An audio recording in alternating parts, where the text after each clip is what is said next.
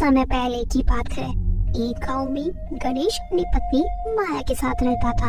उसके पास एक छोटा सा बगीचा था जिसमें वो अमरूद की खेती किया करता था, जिसकी वो बहुत अच्छे से देखभाल किया करता था। वो अपने बगीचे के अमरूद को पास के एक शहर में बेचने के लिए जाया करता था और उन अमरूद को बेचने के बाद जो पैसे उसको मिलते थे उसी से वो अपना और अपनी पत्नी का पेट भरा करता था। लेकिन जैसे जैसे वक्त निकलता है गया, उसके अमरूद के पेड़ खराब होने लगे।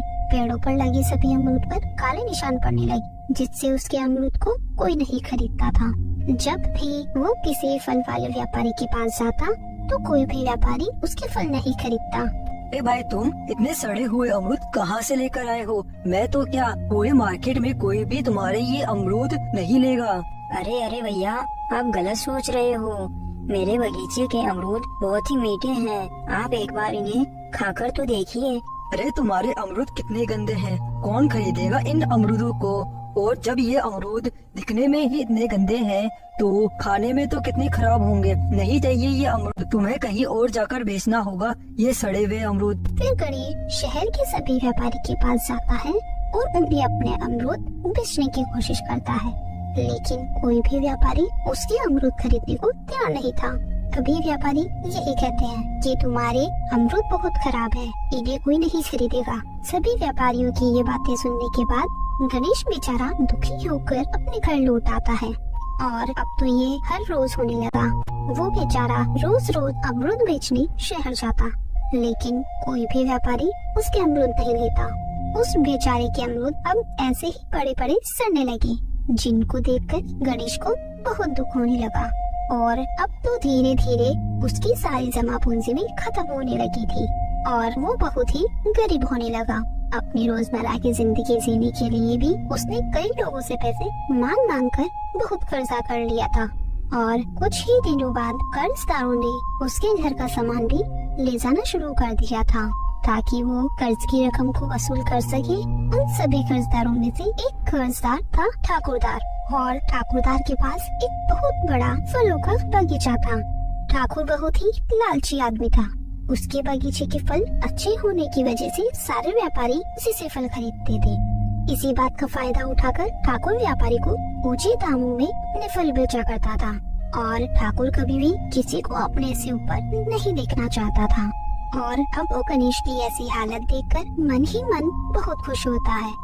अरे गणेश भाई, मैंने सुना तुम्हारे ऊपर बहुत कर्जा है और तुम्हारे अमरूद के सारे पेड़ भी खराब हो गए हैं और अब तुम्हारे पास कोई काम भी नहीं बचा है।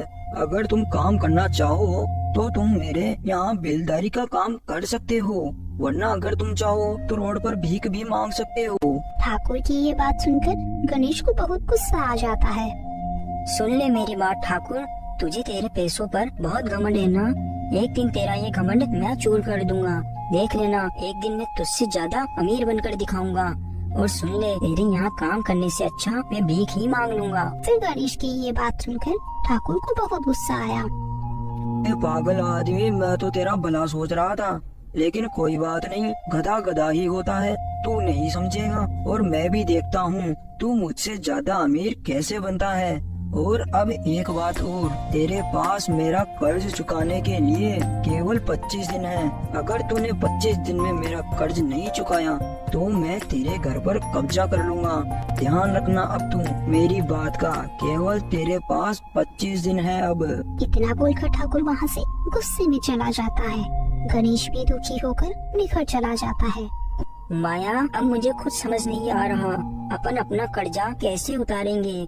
अब तो मुझे कोई 1 रुपया देने को भी तैयार नहीं है और अब मैंने अगर कर्जा नहीं चुकाया तो ये लालची ठाकुर अपने घर पर कब्जा कर लेगा और अपन को रोड पर रहना पड़ेगा। अरे, आप इतनी जल्दी निराश क्यों होते हो? ऐसे कभी भी हार नहीं माननी चाहिए। भगवान ने अगर हमें इस धरती पर भेजा है तो वो हमें भूखा नहीं रखेगा, कोई न कोई रास्ता जरूर मिलेगा। और अब आप खाना खा लीजिए, आज केवल 1 रोटी ही बची है, क्योंकि आज घर में केवल 2 रोटी का आटा था। वो दोनों ये सब बातें कर ही रहे थे कि तभी बाहर से उन्हें आवाज आती है। अरे, यहाँ कोई है? मुझे बहुत भूख लग रही है। मैं काफी दूर से अपना सफर तय करके आ रहा हूँ। अगर आपके द्वार मुझे कुछ खाने को मिल जाता तो आपको इस ऋषि मुनि की बहुत दुआ लगती। इतना सुनते ही गणेश की पत्नी घर के बाहर जाती है। प्रणाम ऋषि मुनि, आप मुझे माफ करना, मैं मजबूर हूँ। जैसे ऋषि मुनि के सामने मैं झूठ नहीं बोल सकती कि घर में खाने को कुछ नहीं है, क्योंकि अभी तो घर में एक रोटी बची हुई है। लेकिन ऋषि मुनि, वो एक रोटी मेरे पति के लिए है, क्योंकि उन्होंने भी सुबह से कुछ नहीं खाया। गणेश अंदर से ये सब सुन लेता है, इसलिए वो एक रोटी को लेकर बाहर आता है। प्रणाम ऋषि मुनि, आप इस भोजन को ग्रहण कीजिए। मैंने तो अभी बाजार में कुछ खा लिया था, मुझे भूख नहीं है, आप इसे खा लीजिए। गणेश की इस बात से ऋषि मुनि समझ चुके थे कि उसने भी सुबह से कुछ नहीं खाया और वो झूठ बोल रहा है। गणेश की ऐसी इंसानियत देखकर ऋषि मुनि बहुत खुश हो जाते हैं। गणेश बेटा, मैं तुम्हारी इंसानियत देखकर बहुत खुश हुआ। तुम्हें मुझसे जो भी मांगना है तुम मांग सकते हो। नहीं नहीं मुनि, मुझे आपसे कुछ नहीं चाहिए, ये तो मेरा फर्ज है।